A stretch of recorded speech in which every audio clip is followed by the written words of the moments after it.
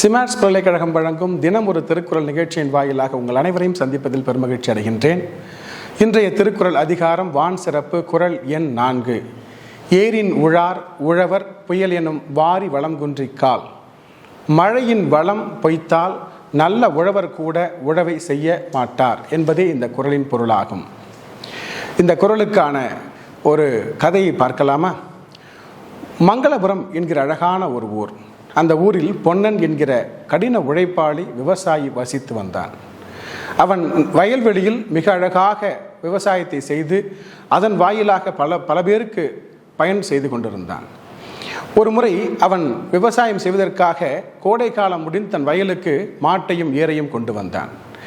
ஏரை எடுத்து நிலத்திலே வைத்த பொழுது மழை பெய்யாத நிலமாக இருந்ததால் அது பாலமாக வெடித்து இருந்தது. அந்த ஏரினுடைய முனை உடைந்துவிடும் போல் இருந்தது. அவன் மிகவும் வருத்தப்பட்டான். தன்னுடைய உழைப்பை செலுத்தலாம் என்று வந்தான். ஆனால் இயலவில்லை. மழை பொய்த்து விட்டது. அந்த ஏரை ஓரமாக வைத்துவிட்டு வானத்தை பார்த்தான்.